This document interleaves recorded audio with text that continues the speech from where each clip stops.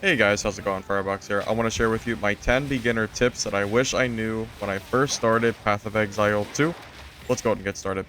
Alright, so my first tip is going to be that you can press Control to reset an instance that you were previously in. So if you don't know, instances last for 8 to 15 minutes after you leave. So, for example, if we enter this area here, and then we go ahead and head back to the town area. From here, you currently have your instance open, but if you do press that control button, left click, you will see the previous instance, and it currently has 9 minutes left. But if we want to go ahead and restart this instance, we can hit new, and then we can remove the previous one, and we can go and start brand new. Because everything is procedurally generated, everything will start brand new, and you will get that fog of war back, so all the map will be uncovered, all the enemies will be back alive, and of course the boss will also reset. My second tip is that in Act 2, you can talk to this NPC over here called Risu to gamble, and I know that might seem obvious to some people, but it wasn't obvious to me. I didn't realize this guy was here for quite a while. If you go here, you can gamble for different gear. I would personally recommend if there's a specific piece of gear that you just can't seem to grab.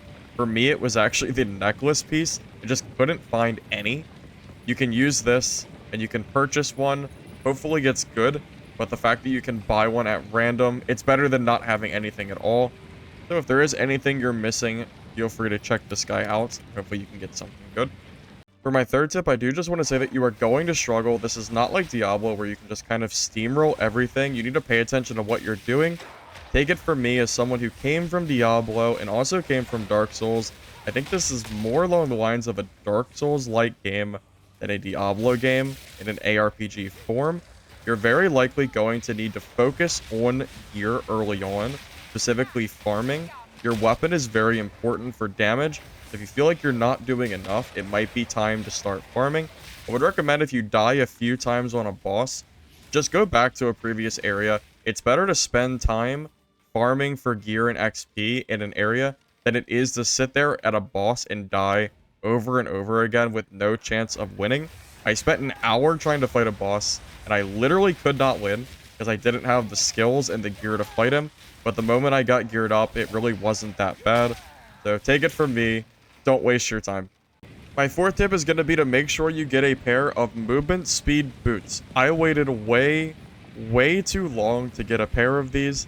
It makes all the difference. It makes your exploring faster. It helps you dodge mob attacks. It's just incredibly good. Make sure you're doing everything you can to get these rolls. Buy it from a vendor, random roll with orbs, do whatever you have to do. Primarily focus on getting your weapon upgraded and getting movement speed for your boots. You absolutely need this for playing as soon as possible. Speaking of orbs and crafting, make sure you're actually using your orbs. I made a really big mistake of just hoarding them to no end. I mean, you can see here I have 28 of these, 34 of these, which is absolutely not needed right now. This would have been so much better if I used them in Act 1 or even earlier in Act 2 and used them to improve my gear. It would have made my farming faster, and it would not have taken me nearly as long to get to the point that I am. So please make sure you're using your orbs. You don't need to save them, just use them to help you get through the campaign because you're going to need the stats. Using these orbs to get a weapon is incredibly important because it's really closely tied to your DPS, and of course, those movement speed boots are very important as well. If you try to fight a boss without a good weapon and you're sitting on stacks of orbs, you're going to have a bad time and you're going to struggle. Just use them, please, and get through the game more efficiently. I promise you won't regret it. Eventually in Act 2, you're going to get to the trials. At the end of each challenge, you're going to walk to the end to receive a reward, which will eventually lead to you fighting a boss. Be sure to actually walk to the end and make sure you keep moving through the trial. I made a slightly embarrassing mistake of not realizing that was a thing. And every time I would do a challenge, I would teleport back to the town, and then I would teleport back to complete the challenge, but I wouldn't actually get the reward. It would just keep moving me through the trial. So make sure you're going to the end and collecting that and then keep going from there. Do not use the portal teleporter before you collect whatever it is, whether it be the keys or anything like that. If I can stop even one person from doing this stupid mistake, it's worth adding it to this list.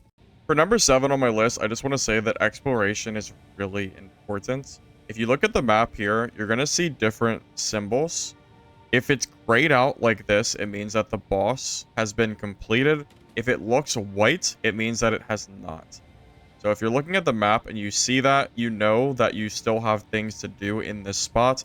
And I will say for Hunting Ground specifically, if you haven't done it yet, there is a permanent +2 skill book that you get for your character that you learn, and it just gives you 2 skill points.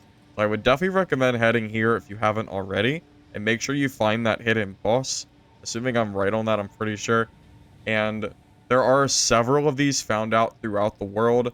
And again, it is signified by these skulls next to the location. So just be sure you're checking out for that while you're playing. For tip number 8, I want to talk about the skill tree a little bit. I made a really big mistake when I first started playing. I pathed straight up past all of this stuff, and I went straight for this fire damage skill tree all the way up top. And as a result, I took all of these random attributes, which I thought was good because it gave you intelligence. Turns out it's not really that good. You really want to focus, from what my experience is like, on these earlier game pieces that have the bigger circles, because they have bigger damage bonuses. For example, this one gives you 20% spell damage, whereas the small ones only give you 8. So I opted to go for the earlier part of the trees to get the additional damage. I primarily, as a sorceress, was going for damage, crit chance, my shielding, and mana regeneration. I have no doubt later on that going deeper into the tree is going to be good. I just know earlier on, it just felt like I was just wasting too many points.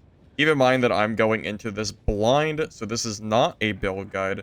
This is just telling you my own experience. Try not to waste too many skill points on these random attributes, because they really just don't help you that much compared to going for the big skills. Try to just focus on whatever you're going to be focusing on. It seems like damage is the way to go. I'm kind of double dipping here, going for 2 lightning and fire. Probably don't need both, but I just wasn't really sure what I wanted to build yet. I'll figure it out sometime later, but I just wanted to put it out there. Just try to organize and figure out what you want to do for your skills. It is very daunting.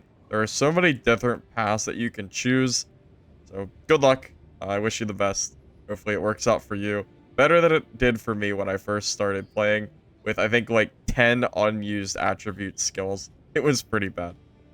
For number 9 on my list, I just want to say, don't be afraid to try out the different input methods. And I know this might seem like a stupid thing to add, but I personally have never tried WASD for an ARPG, and I really don't like the normal mouse and keyboard movements for these kind of games, so I usually use a controller. I started with the controller, but the problem is this game does not do very well at all with controller as far as choosing your skill points for vendoring or really anything of that nature. It's really only good for combat.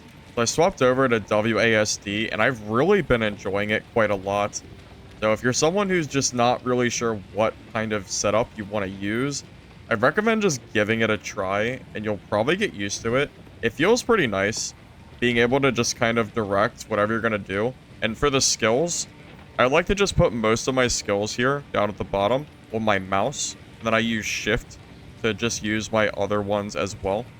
So I don't use my keyboard very much at all for buttons. I just focus on the WASD instead. If you want my own personal recommendation, I think WASD is the best option to choose, just my own personal preference. I really like controller, but I think they need to add controller support to the game that automatically swaps in-game. So for example, if I'm sitting here doing combat with a controller, and I'm like, oh, I need to do my level ups. When I go to the tree, I should be able to use my mouse and keyboard to do whatever I want to do here. And then it will automatically swap back and forth between controller and, you know, the mouse and keyboard. I don't know why it doesn't do that, but if they do that, maybe I'll consider doing some more controller gameplay. But for now, just getting used to WASD is just definitely the best thing for me personally. For my 10th tip, I recommend leveling up even early game spells. Sometimes before you unlock new ones, I've found that getting the DPS boost from certain spells that you're really using to carry you through acts is incredibly important. I personally used Flame Wall quite a lot through acts 1 and 2, so I tried to always keep it as leveled as possible. There's some other spells I've been using a lot too. Ember, Solar. I used Spark through Act 1 and stopped when I got new ones, but again, I brought it to 4, so I stopped right before I unlocked those new level 5 spells. It's going to highly depend on what build you're currently running. Just know that if you feel like you're struggling on damage, don't be afraid to level up the old spells rather than just unlock new ones, because if they are carrying you quite well, the damage can be very nice and really just as important as your weapons and gear. And those are going to be my 10 beginner tips to get you started in Path of Exile 2. If you did enjoy this video, be sure to like the video, subscribe for future content, and comment below what your thoughts are. If you don't want to see my gameplay live and come learn the game with me, I will be live on Twitch. I will have a link in the description below, so feel free to check that out. And I do want to thank Justin, Doob, and Pressure for supporting this video alongside my other members. Thank you all. Have a great rest of your day.